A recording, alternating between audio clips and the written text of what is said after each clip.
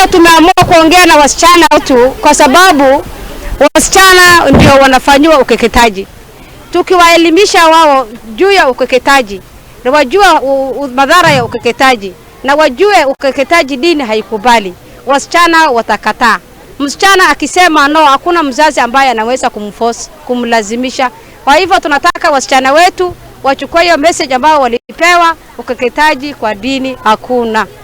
One, wanasema msichana ambaye hajafanywa ukeketaji hata kuwa na raha ya kuishi katika jamii. Two, anakuwa discriminated, anawekwa kando. Hawezi akakaa na raha kwa wasichana wenzake.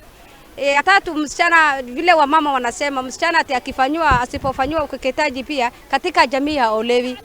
The prevalence rate for Garissa is 83% as per the last KDHS report of 2022, but the national level rate is at 15%.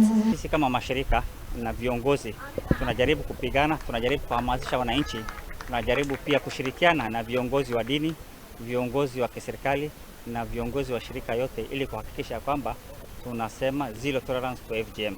I would like to encourage the state and non-state actors to continue working with us as people of Garissa County in the elimination of this harmful practice, and I hope one day we'll be able to completely get rid of it. Hao watoto wanatukujia kama walimu, sisi tukiwa shule ni wazazi wao.